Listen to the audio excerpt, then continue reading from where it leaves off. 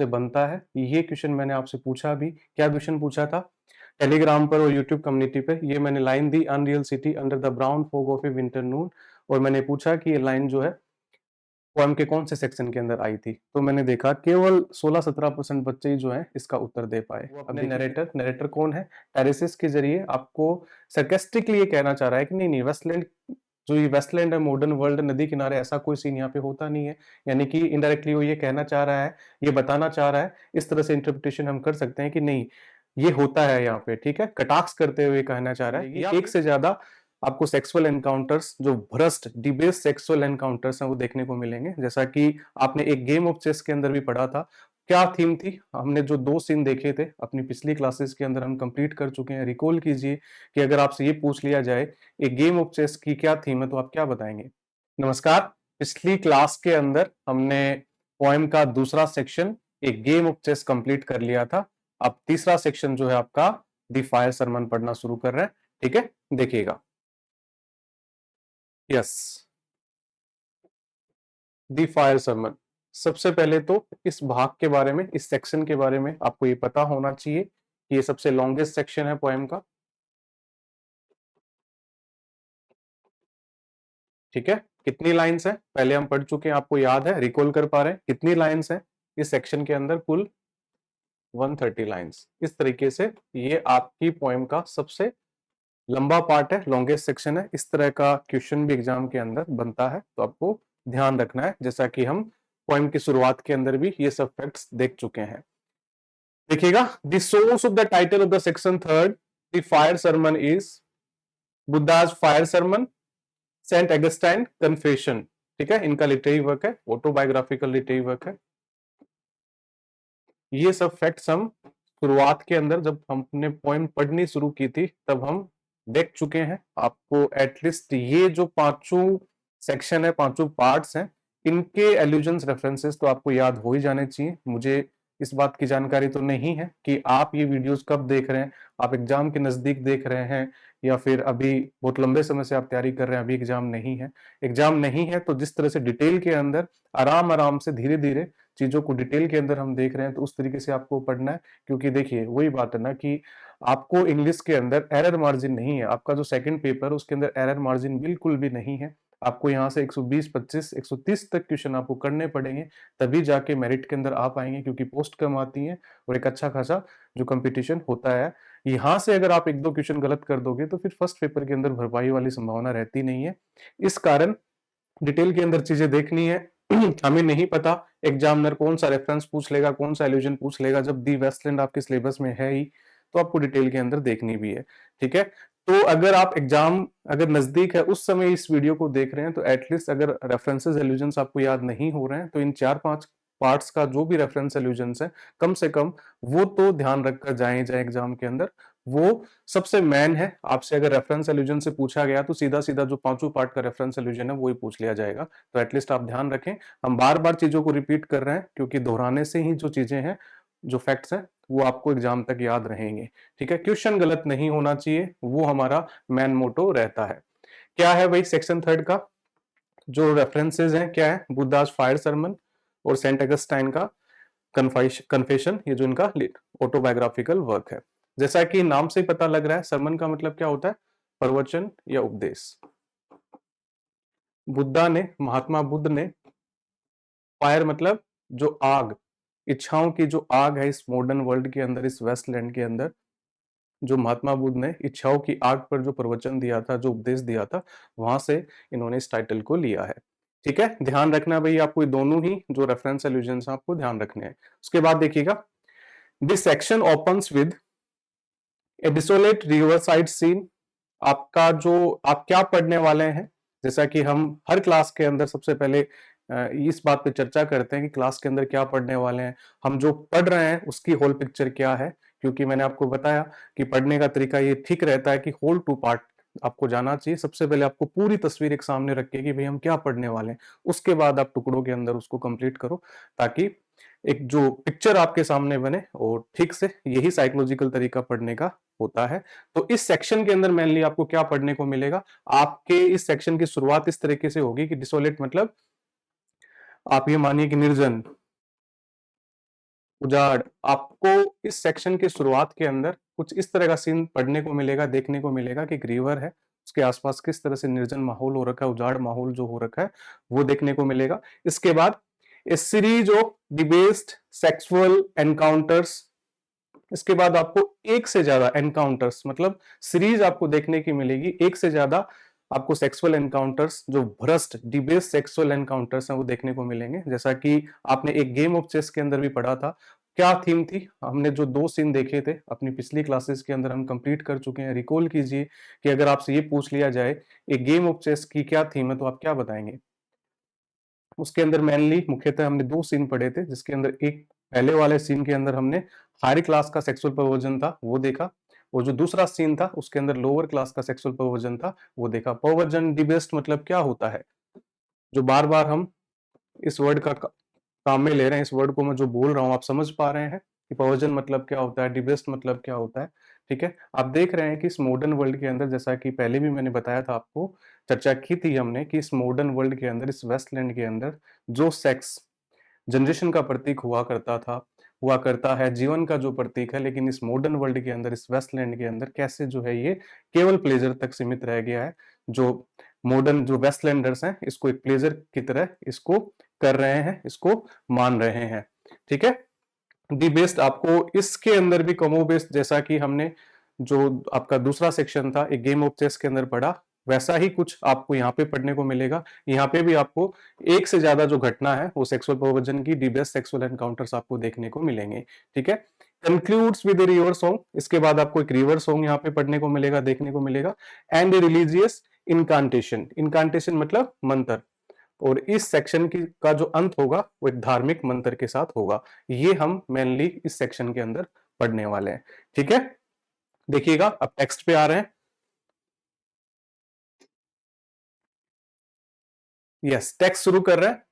The river's tent is broken, the last fingers of leaf clutch and sink into the wet bank. क्या लिखा हुआ भाई, देखिएगा, पढ़िएगा, खुद भी पढ़िएगा। The river's tent is broken, the last fingers of leaf clutch and sink into the wet bank. देखिएगा क्या लिखा हुआ है। मैंने आपको जो तस्वीर साथ में लगाई है, एक बार लाइन पढ़िए और तस्वीर को देखिएगा, उसके बाद कुछ समझ में आ रहा है कि आपको यहाँ पे ये बताया जा रहा है, इस तरह से एक्सप्लेन किया जा रहा है कि एक नदी है वो बह रही है। ठीक है, ये नदी जो है लंदन के अंदर, लंदन जो है आपका वो कौन सी नदी के किनारे बसा हुआ है, ये जीके का भी क्वेश्चन है, आपको पता भी होगा। वैसे आगे जिक्र भी आएगा उस नदी का। टेम्स नदी के किनारे जो है वो बसा हुआ है। ठीक है, टेम्स नदी के किनारे बसा हुआ है, लंदन का सीन आपको बताया जा रहा है, आगे आपको समझ में आ जाएगा। ये बताया जा रहा है कि नदी बह रही है और नदी के आसपास जो पेड़ों की एक सीरीज होती है, ठीक है, वो सीरीज है, उस सीरीज को इन्होंने जो टेंट बताया है, जो आसपास जो पेड़ होते हैं नदी किनारे, उन पेड़ों को इन्होंने टेंट की तरह बताया है। ये कहा जा रहा है कि वो टेंट जो है वो टूट गए हैं।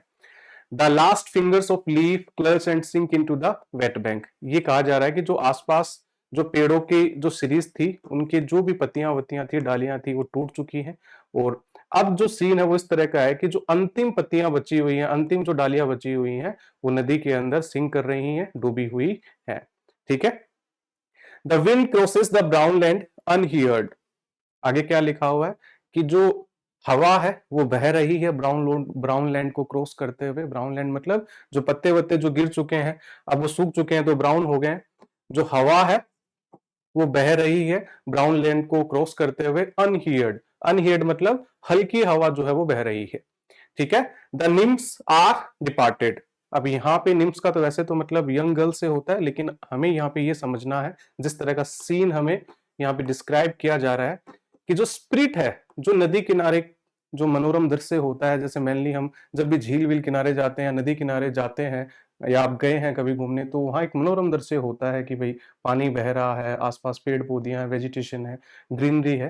तो यहाँ पे ये एक्सप्लेन कर रहे हैं कि भाई इस तरह का माहौल है कि पत्तियां वत्तियां वो गिर चुकी हैं, पेड़ की जो डालियां हैं वो जो है वो डूब चुकी हैं, वो छू रही हैं, ठीक है, सिंक कर रही हैं, हवा है जो हल्की बह रही है, और जो स्प्रिट है, जो मनोरम दृश्य है, वो नजर नहीं आ रहा है जो एक नदी किनारे होता है।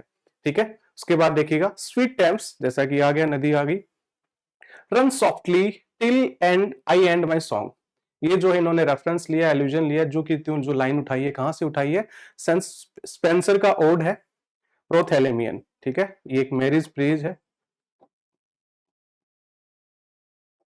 शादी का जिक्र करते हैं इसके अंदर स्पेंसर, ठीक है, क्या नाम है, प्रोथैलेमियन, ठीक है, आपको थोड़ा ध्यान रखना है। इस तरह के रेफरेंसेस एल्यूजन्स अगर मुश्किल पेपर बना तो यकीन मानिएगा आपसे रेफरेंसेस एल्यूजन्स आपसे पूछे जाएंगे, लेकिन अभी तक का आपके पेपर का स्तर और जो पेपर का पैटर्न है वो यही है कि इतना जो डीप है वो एग्जामिनर नहीं जा रहा है। आप जो लिटरेचर के अंदर कोई सा भी पार्ट उठा लो, उसके अंदर कोई एक आध क्वेश्चन को छोड़ दो, उसके बाद आपसे चेक, आप फिक्शन पढ़ रहे हैं, ड्रामा पढ़ रहे हैं, पोइट्री पढ़ रहे हैं, ठीक है, चाहे पीजी वाला सेक्शन पढ़ रहे हैं, चाहे 2022 के अंदर क्वेश्चन ज्यादा पूछे गए लेकिन डीप नहीं पूछे गए। लेकिन वो कोई भरोसा नहीं है ना किस एग्जामिनर, किस प्रोफेसर के पास आपके पेपर को बनाने के लिए उसको कहा गया है, और फिर उसकी किस तरह की सोच है, किस तरह की समझ है। तो अगर तैयारी कर ही रहे हैं, मेहनत कर ही रहे हैं, समय दे ही रहे हैं, तो चीजों को डिटेल के अंदर पढ़ना चाहिए और समझते हुए पढ़ना चाहिए, ताकि वो किसी भी तरह का क्वेश्चन पूछे हमें दिक्कत ना हो, ठीक है। यहाँ पे ये क्या कह रहा है भाई, ये यहां से इन्होंने लिया है, इस ये वापस रिफ्रेन होगी, ये लाइन आपको आगे भी पढ़ने को मिलेगी। रिफ्रेन मतलब ये लाइन बार बार आएगी, जैसा कि आपने जो हम एक गेम ऑफ चेस पढ़ रहे थे तो वहां पे सीन था कि दो लेडीज, जो सेकंड सीन था जो लोअर क्लास का सेक्सुअल परवर्जन आपने पढ़ा था, तो वहां पे क्या हुआ था, आपको एक लाइन बार बार पढ़ने को मिल रही थी। कौन सी लाइन थी बताइए, हम वो पढ़ चुके हैं। आपने देखा था कि वो पब के अंदर बैठी हैं और पब को बंद करने का समय आ गया है, और जो वेटर है वो बार बार आके कह रहा था hurry up please, hurry up please, hurry up please, वो भी रिफ्रेन था, ठीक है।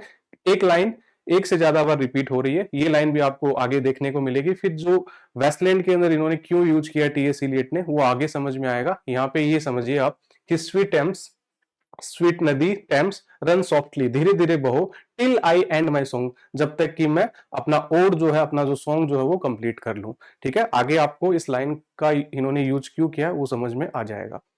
यस, आगे देखिएगा। Yes, the river bears no empty bottles.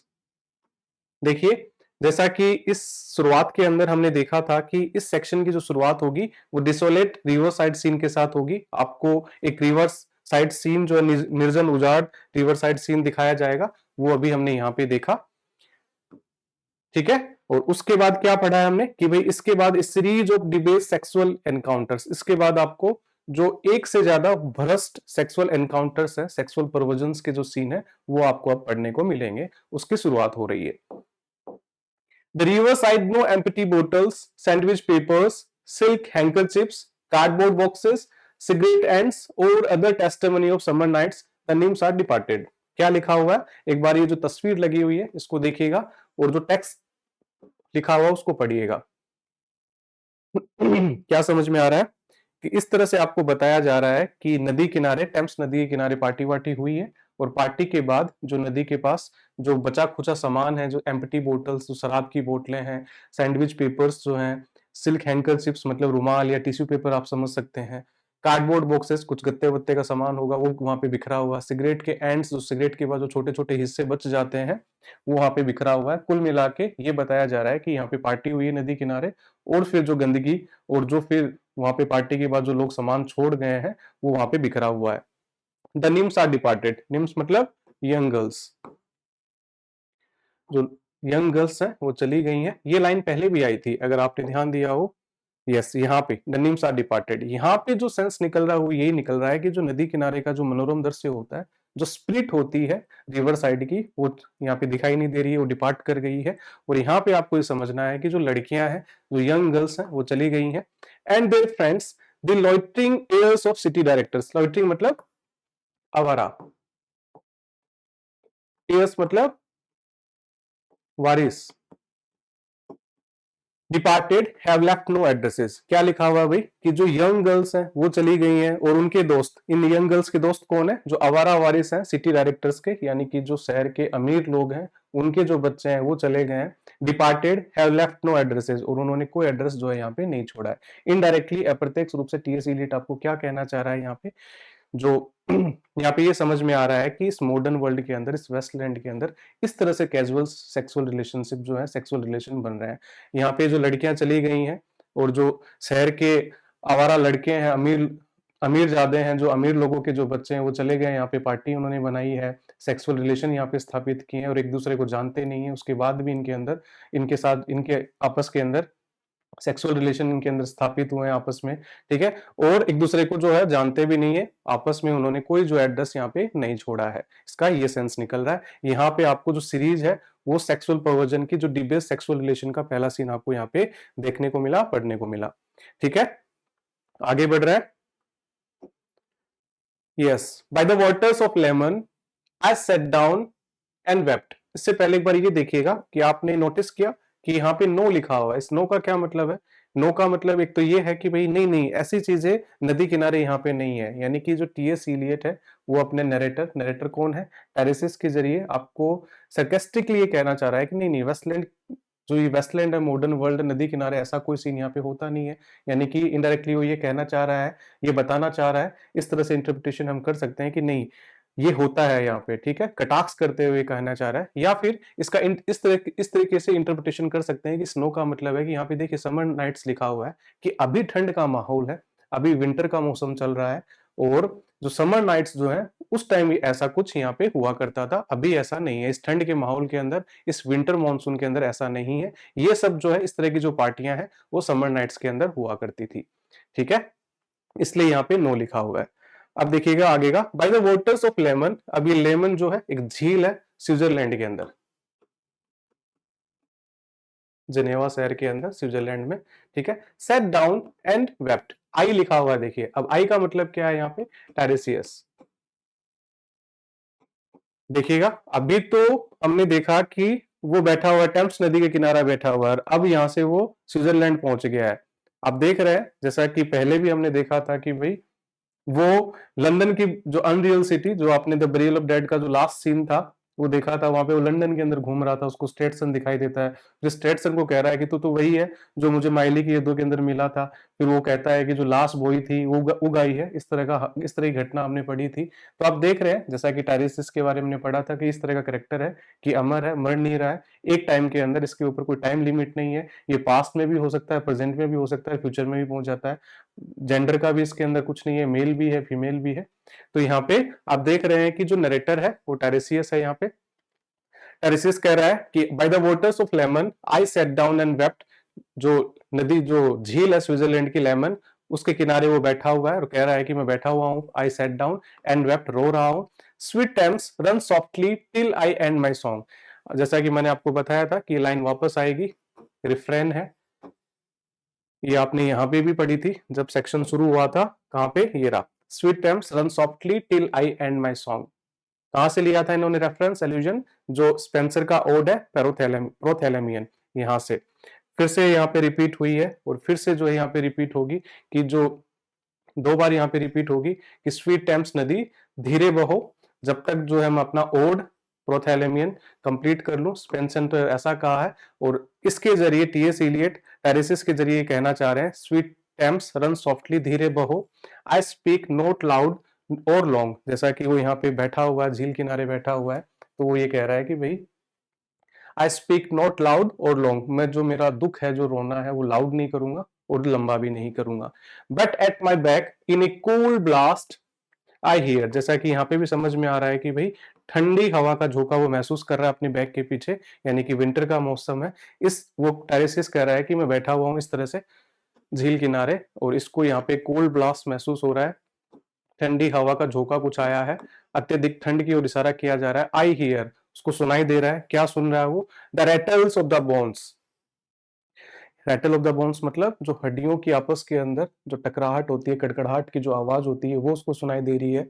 And chuckle spread from ear to ear, chuckle sound कौन सी होती है भाई, दो साउंड लिखी हुई है यहाँ पे, द रैटल और चकल, कौन सी साउंड होती है, जो रैटल वाली जो साउंड है वो बोन्स आगे लिखा हुआ है, ये कि भाई हड्डियों की जो आपस के अंदर जब टकराते हैं तो कड़कड़ाहट की जो आवाज होती है वो उसको सुनाई दे रही है, और चक्कल साउंड उसको सुनाई दे रही है, ठीक है, एक कान से दूसरे कान के अंदर उसको बार बार सुनाई दे रही है। चक्कल साउंड मतलब जो दांत आपस के अंदर जब टकराते हैं तो जो साउंड होती है उसको चक्कल साउंड कहते हैं।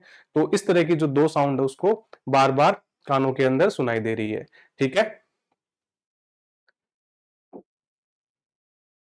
ए rat crept softly through the vegetation, एक चूहा धीरे से रेंगता हुआ आया है, वेजिटेशन मतलब जो कैनल साइड जो हल्की वेजिटेशन हो रखी है वहां से, dragging its slimy belly on the bank, और जो कीचड़ से जो बैंक साइड बैंक मतलब किनारा, जो कैनल साइड का जो किनारा है वहां पे जो कीचड़ हो रखा है उससे उसकी जो पेट है चूहे का वो रंगा हुआ है और हल्के हुए रेंगते हुए वो वेजिटेशन से आया है।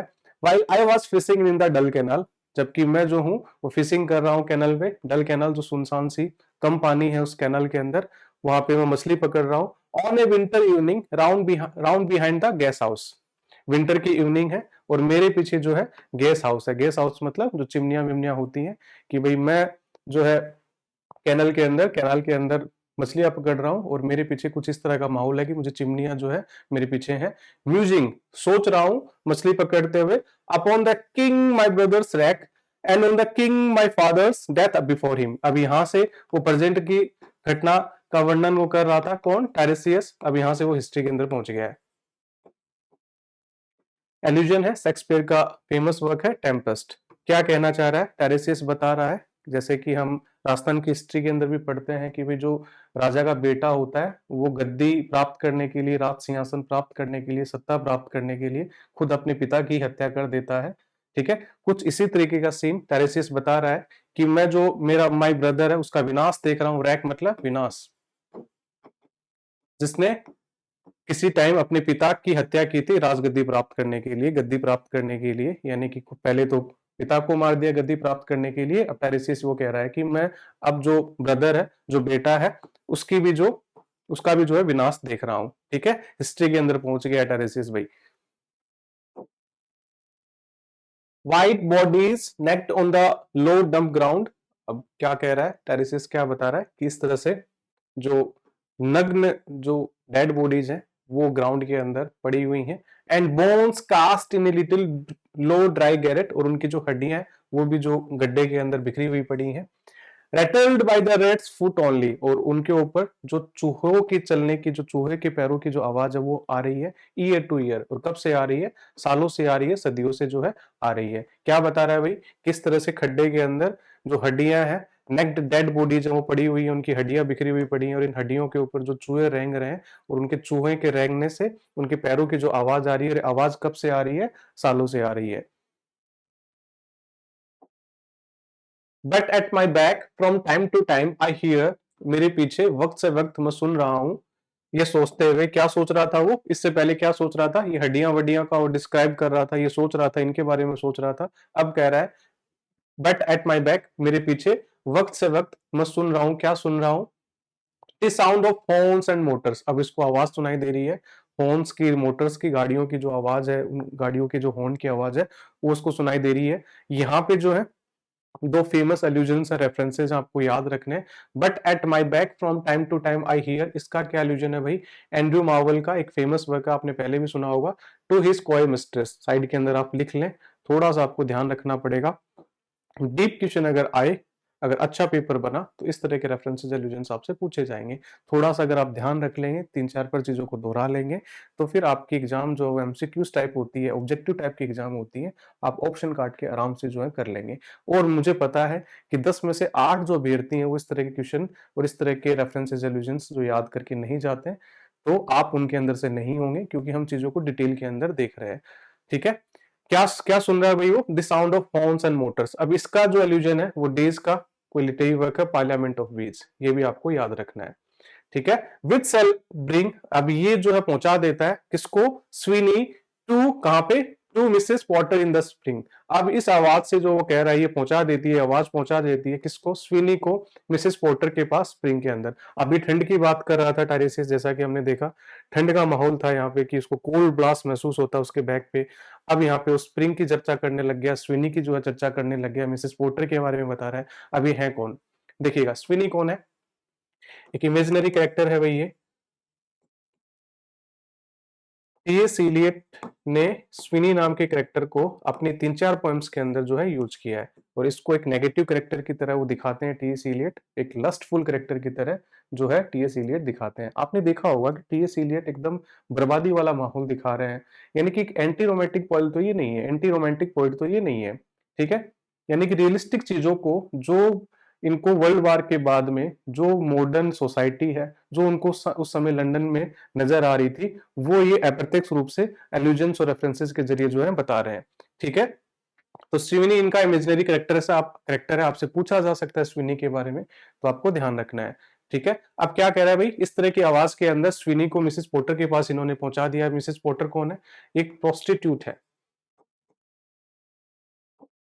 जैसा कि हमने देखा था कि भाई आपको द फायर सरमन के अंदर, आपको सीरीज के अंदर आपको sexual perversion, the best sexual encounters आपको पढ़ने को मिलेंगे। तो यहाँ पे आपने पहले भी देखा था यंग गर्ल्स वाला देखा था नदी किनारे।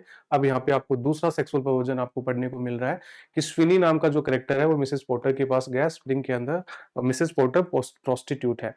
ओ the moon shone bright on Mrs Porter, जो चंद्रमा की जो लाइट है वो मिसेस पोर्टर के ऊपर रिफ्लेक्ट हो रही है, उसके ऊपर जो गिर रही है, जैसे मिसेस पोर्टर जो वो ठीक से दिखाई दे रही है और चंद्रमा की रोशनी के अंदर वो है दिखाई दे रही है। एंड ऑन हर डॉटर, और उसकी बेटी के ऊपर भी। किसकी बेटी? मिसेस पोर्टर के बेटी के ऊपर भी जो चंद्रमा की जो लाइट है, मून की जो लाइट है, यानी कि कुल मिला के जो रात का दृश्य है वो डिस्क्राइब कर रहे हैं कि भाई ये दोनों प्रोस्टिट्यूट है माँ बेटी, और ये बैठी हुई है और इनके ऊपर ऐसा लग रहा है कि जो चंद्रमा की जो रोशनी है वो गिर रही है, यानी कि इनका जो चेहरा है वो रिफ्लेक्ट कर रहा है, हाईलाइट हो रहा है। दे wash their feet in soda water, और जो ये दोनों जो है अपने जो पैर हैं वो सोडा वाटर से धोती हैं, यानी कि जो पेडिक्योर होता है या मैनिक्योर पेडिक्योर, पेडिक्योर ही होता है वो, जो पैर वैर जो है वो ठीक कर रही है, ठीक करती हैं सोडा वाटर से, यानी कि खुद को आकर्षित दिखाने के लिए वो इस तरह का जो है काम करती हैं। अब इसके बाद इन्होंने एक फ्रेंच लाइन लिखी है। ये जो लाइन है ये फ्रेंच में है। सॉरी, इसका क्या मतलब है? पहले ही तो ये देखना चाहिए कि ये लाइन इन्होंने कहां से उठाई है, कहां कहां से रेफरेंस लिया है। पॉल वर्लाइन फ्रेंच पोइट है, उनका ओपेरा है पार्सिफल, पार्जिफल, ठीक है, वहां से लिया है। अब इसका क्या मतलब निकल रहा है मैंने लिख लिया है यहाँ पे। O these children voices singing in the choir. Choir मतलब भजन मंडली जो होती है, गायन मंडली जो होती है उसको कहा गया है। ये बता रहा है, इस लाइन का क्या सेंस है, यहाँ पे लिखा हुआ है कि भाई O these children voices singing in the choir, मतलब ये बताया जा रहा है कि वो जो भजन मंडली है जो गाना गा रहे हैं उनके अंदर बच्चों की भी जो आवाज है, बच्चे भी जो भजन है जो गाने हैं वो गा रहे हैं। अब यहाँ से जो रिलेट कर रहे हैं, इस लाइन से जो रिलेट कर रहे हैं वो यहाँ पे कर रहे हैं कि जो प्रोस्टिट्यूट है उस बिजनेस के अंदर माँ ने अपनी बेटी को भी लगा रखा है। और टी.एस. इलियट इस लाइन का यूज करके हमें ये बताना चाह रहे हैं कि इस मॉडर्न वर्ल्ड के अंदर, इस वेस्टलैंड के अंदर जो लस्ट है, जो सेक्सुअल परवर्जन जो है वो बच्चों के अंदर भी दिखाई दे रहा है। ठीक है, जैसा कि यहाँ पे लिखा हुआ है, O these children voices singing in the choir. ठीक है, यानी कि जो भजन मंडली है, जो गाने वाले जो लोग हैं, उनके अंदर बच्चों की भी आवाज सुनाई दे रही है। तो यहाँ पे ये जो डॉटर है, ये जो प्रोस्टिट्यूट बनी हुई है, इससे रिलेट कर रहे हैं कि भाई इस मॉडर्न वर्ल्ड के अंदर, इस वेस्टलैंड के अंदर जो लस्ट है वो बच्चों के अंदर भी दिखाई दे रही है। ठीक है, समझ गए? आगे बढ़ रहे हैं। ये थोड़ा सा इंपॉर्टेंट है ये स्लाइड, आपको ध्यान रखना। आपसे स्विनी के बारे में पूछा जा सकता है, मिसेस पोर्टर के बारे में पूछा जा सकता है। ये क्वेश्चन आ जाएगा अगर ठीक से ऊपर ऊपर से पूछा गया कि भाई स्विनी और मिसेस पोर्टर का जिक्र कौन से सेक्शन के अंदर आता है, तो आपको ध्यान रखना है कौन से सेक्शन के अंदर आता है, द फायर सरमन के अंदर। ठीक है, आगे बढ़ रहे हैं। ट्विट ट्विट ट्विट जग जग जग सो रूडली फोर्स टेरू। ये सीन हम पहले भी पढ़ चुके हैं, रिकॉल कर पा रहे हैं। फिलोमेला वाला जिक्र, वही तस्वीर मैंने यहाँ पे लगाई है। बताइए कहाँ पे ये सीन हमने पढ़ा? आपसे पूछा जा सकता है फिलोमेला का जिक्र कहाँ पे हुआ था।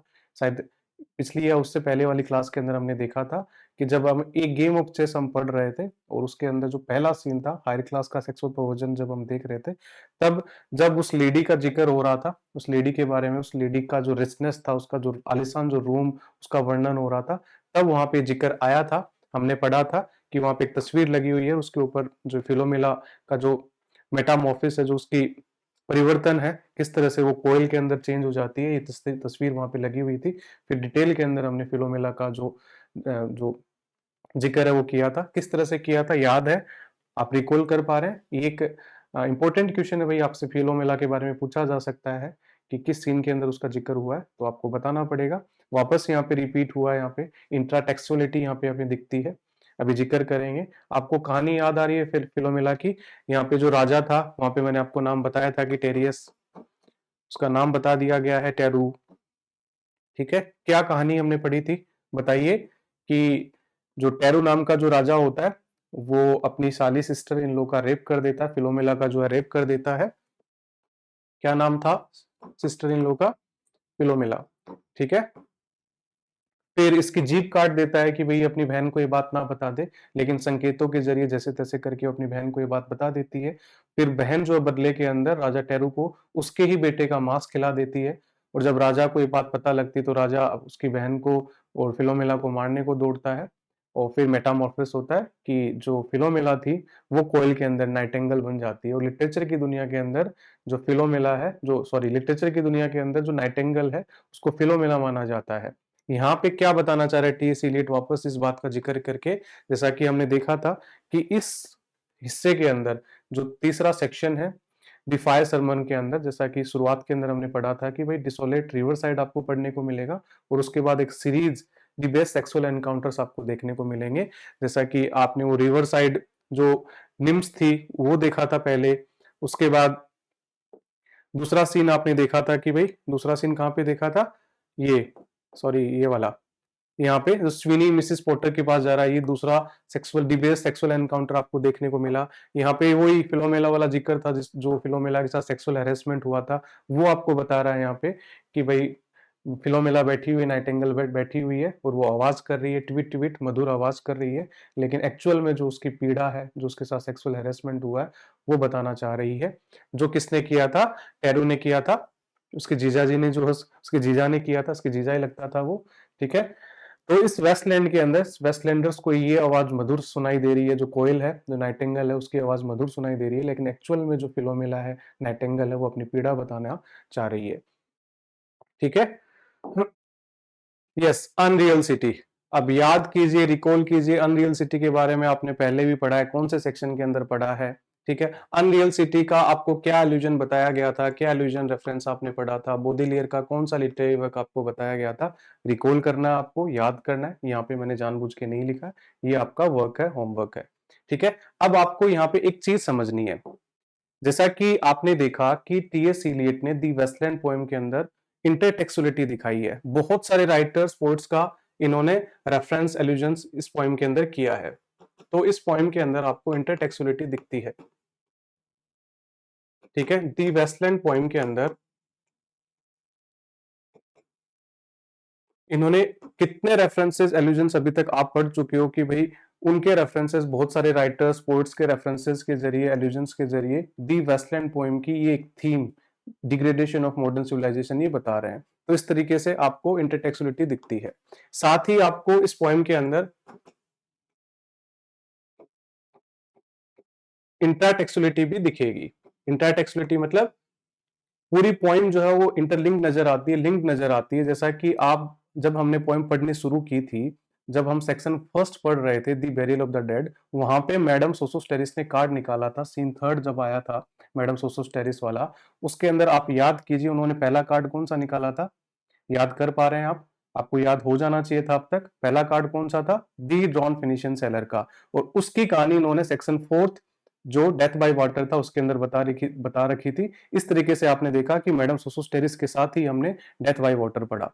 तो इन्होंने जो सेक्शन फर्स्ट था उसको लिंक किया फोर्थ के साथ। अभी आपने फिलोमेला वाला जिक्र वापस पढ़ा, फिलोमेला वाला जिक्र कहाँ आता है, सेक्शन सेकंड के अंदर आता है। अब आप थर्ड पढ़ रहे हैं, थर्ड के साथ लिंक कर दिया।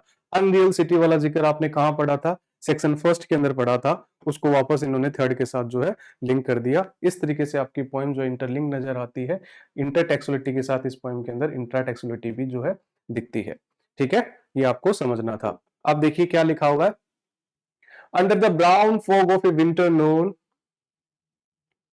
ठीक है। अब देखिए भाई यहाँ पे भी आप देख रहे हैं कि ये जो दो लाइन थी, ये दो लाइन आपने अनरियल सिटी वाले हिस्से के अंदर जब आपने सीन फर्स्ट फोर्थ आप पढ़ रहे थे सेक्शन फर्स्ट का, तब ये लाइन आई थी। यहाँ पे एक बहुत माइनर क्वेश्चन, एक बहुत अच्छा क्वेश्चन आपसे बनता है। ये क्वेश्चन मैंने आपसे पूछा भी, क्या क्वेश्चन पूछा था टेलीग्राम पर और यूट्यूब कम्युनिटी पे, ये मैंने लाइन दी, unreal city under the brown fog of a winter noon, और मैंने पूछा कि ये लाइन जो है पोएम के कौन से सेक्शन के अंदर आई थी। तो मैंने देखा केवल 16-17% बच्चे ही जो है इसका उत्तर दे पाए। अब देखिए कितना माइनर, कितना अच्छा क्वेश्चन यहाँ से बनता है।